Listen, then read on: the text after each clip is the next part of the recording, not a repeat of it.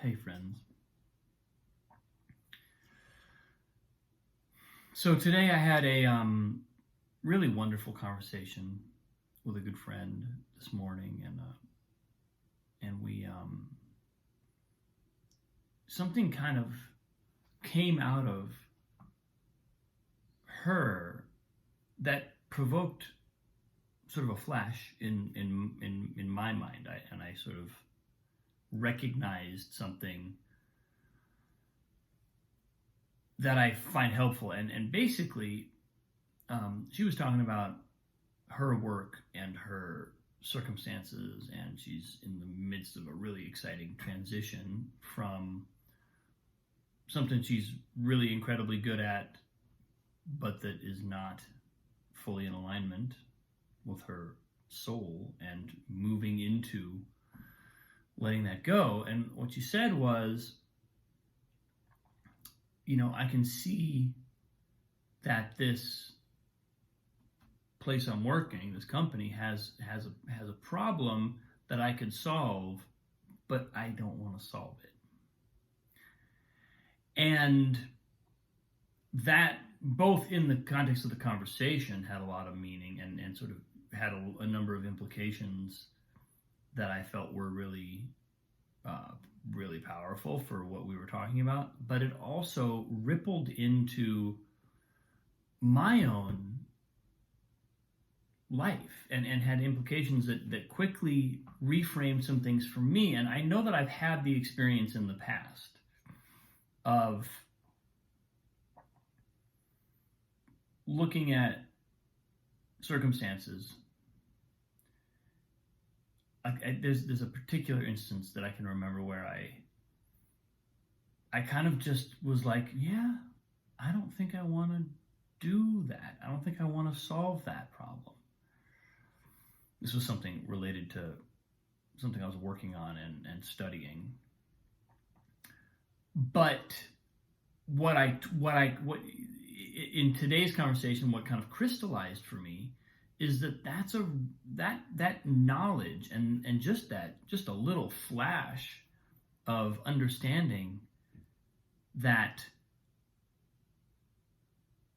a certain problem, and generally the only time that this kind of comment is relevant is when we are both suited to solve the problem and on some level inclined to, whether or not it's a healthy inclination that really feels aligned, or more often than not, it's just a habit. Because I've talked on many posts now about how problems are actually one of our most fundamental addictions. And the hilarious experience of going on vacation is frequently one of being separated from our routine of problems to solve, and that being a very disorienting experience, and then watching our mind try to create problems in a vacuum, or at least in a set of circumstances that it's not regularly providing them the way that like a daily work life would.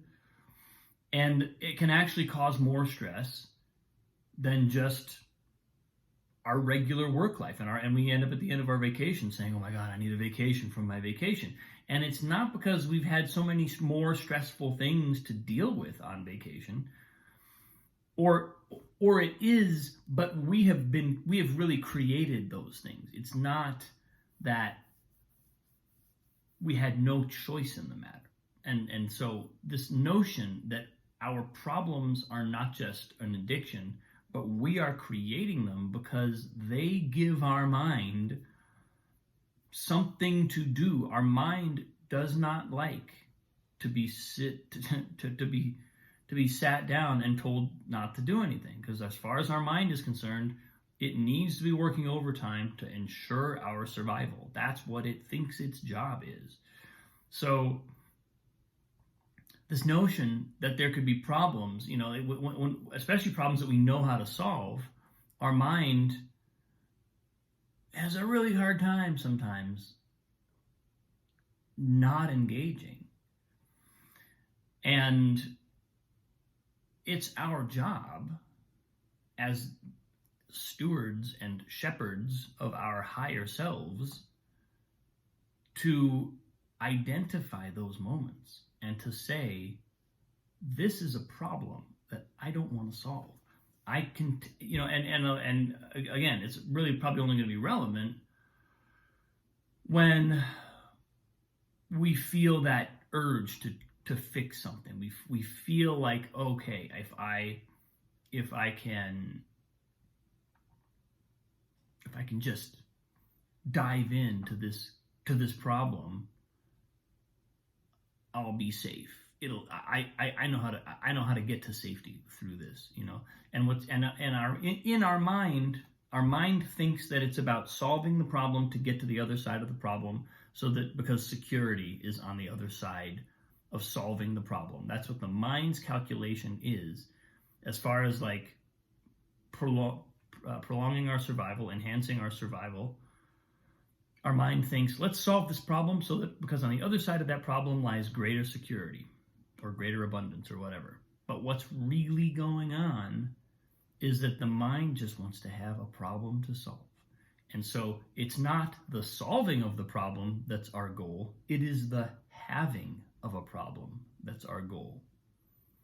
The goal of our, I'm saying unconscious hardware and or software, is not to solve the problem, but to have the problems to solve. When we get that, everything changes.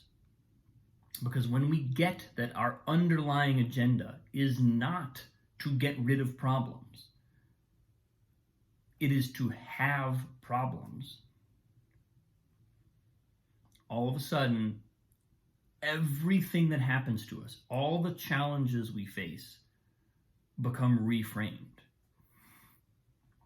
And obviously, that doesn't mean that we don't have to solve some of those problems, especially if they're acute or urgent, or our safety is involved, or kind of important aspects of our life are affected. No one's saying don't solve those problems. The only thing that becomes apparent when we do this kind of work is that we are creating those problems. And ultimately, we can create different kinds of problems according to where we kind of are in our own journey of aligning with what we're really about. We get some choice in the matter. My experience is that we get increasing choice in the matter. We get an increasing agency over what kind of problems we create. And a lot of times where it all starts is with a statement like the one that my friend made today. This is a problem I don't want to solve. And it's kind of like giving up. It's kind of like giving up any other addiction. We have to be able to say, and today in the context of this conversation, I think she was already kind of well past the point of being hooked by the problem. Sometimes that's kind of how it is, like with smoking or with anything, any substance, nicotine, caffeine, these substances that are addictive for our bodies. After we put them down for a while, it gets easier to be like, yeah, I really don't want that. But we still know what the hook feels like, and we still know that there's a hook there. It's not a benign inclination. It's actually there's something compulsive about it, and there's something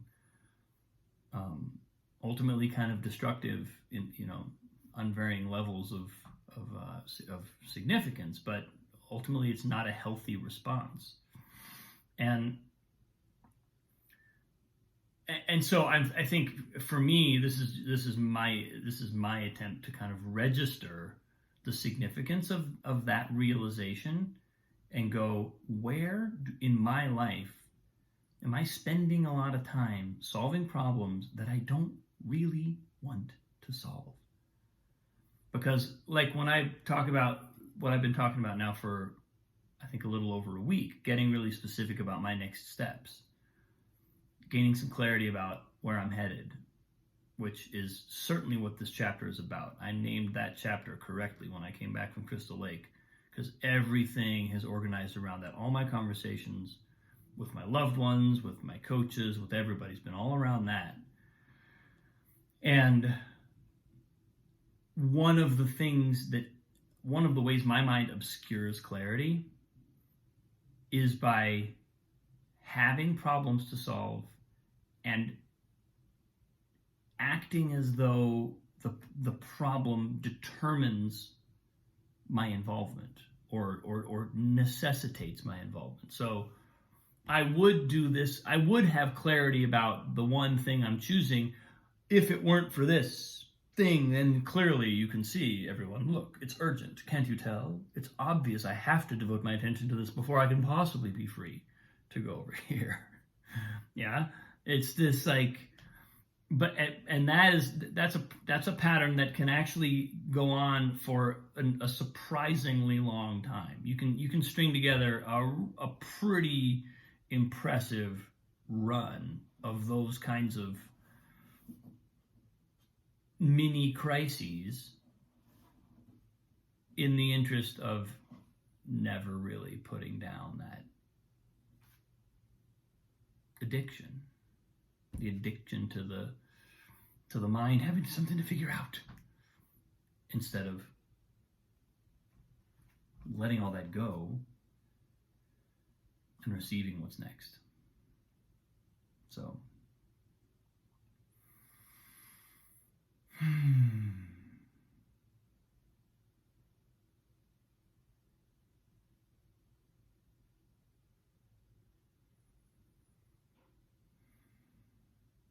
and there's a fundamentally different quality to what comes in through that open door, that receptive door. The messages that arrive and the information and the action that arises is a totally different quality than the problem-solving mind. It's just a different thing. So yeah, onward it goes.